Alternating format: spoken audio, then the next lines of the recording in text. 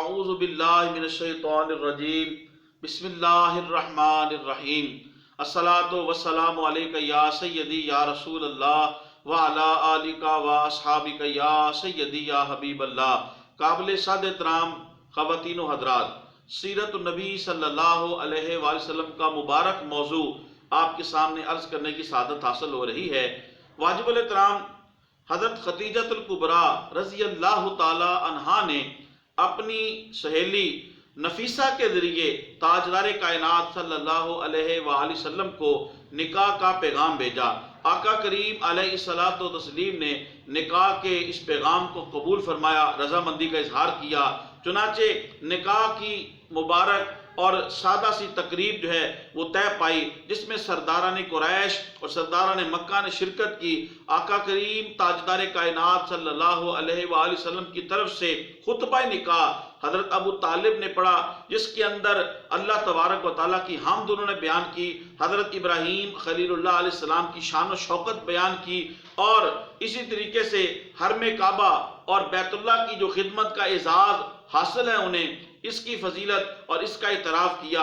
حضرت خدیجةالکبری رضی اللہ تعالی عنہا، ان کی طرف سے ان کے چچا زاد بھائی ورقہ بن نوفل، جن کو آسمانی کتابوں کا کافی علم تھا، انہوں نے حضرت خدیجہ کی طرف سے خطبہ نکاح پڑھا اور جو اوصاف بیان کیے گئے ان کا اعتراف اور ان کی تصدیق کی، اور یوں باقاعدہ حضرت خدیجةالکبری رضی اللہ تعالی عنہا ام المومنین کا نکاح جو ہے وہ حضرت رسول پاک صلی اللہ علیہ وسلم سے ہو گیا۔ یہاں پہ میں اپنے دیکھنے والے محترم خواتین و حضرات سے یہ گزارش کروں گا اور بتانا چاہوں گا کہ نکاح کی مجلس جو ہے، یاد رکھیے، مبارک اور مستجاب الدعوات مجلس ہوتی ہے، جس کے اندر دعائیں قبول ہوتی ہیں، لیکن افسوس اچھے افراد بھی ہیں، لیکن افسوس حد افسوس زیادہ تر دیکھنے میں آیا کہ جب نکاح ہو رہا ہوتا ہے، خطبہ نکاح پڑھا جا رہا ہوتا ہے، یا دعا کے لیے ہاتھ بھی لوگوں نے اٹھائے ہوتے ہیں، لیکن نہ توجہ ہوتی ہے، لوگ گفتگو کر رہے ہوتے ہیں اور بعد بہت ہی جو ہے وہ دین اسلام کے خلاف باتیں کر رہے ہوتے ہیں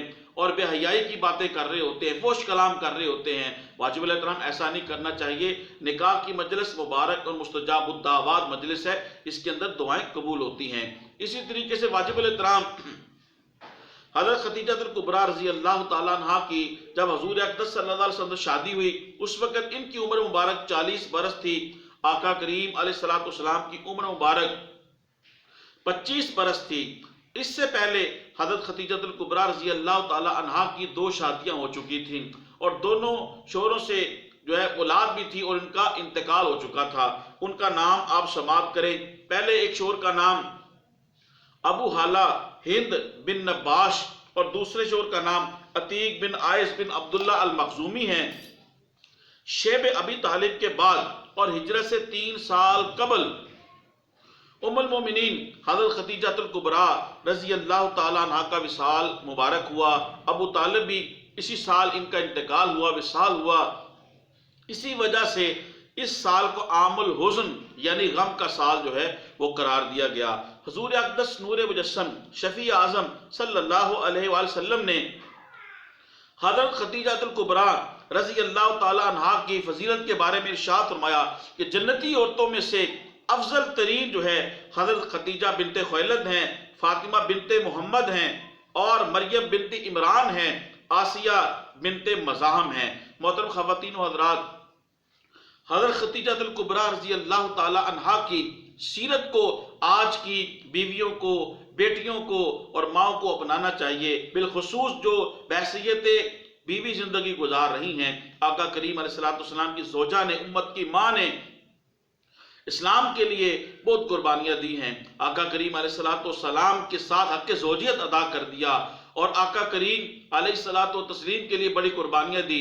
چنانچہ جب شیب ابی طالب ہوا تو اس قید اور معصوری کے عالم میں آپ سوکھے پتے کھاتی رہی، جس کی وجہ سے آپ کے اسٹامک کے اندر اور آپ کے معدے کے اندر پرابلم ہوئی، اور اسی وجہ سے جو ہے آپ کے جو موت اور وصال کا وجہ بنی، ایک وجہ یہ بھی تھی۔ تو واجب الاحترام اللہ تبارک و تعالیٰ کی بارگاہ میں دعا ہے، حضرت خدیجةالکبری رضی اللہ تعالی عنہا، اللہ تبارک و تعالیٰ ان کے درجوں کو بلند فرمائے۔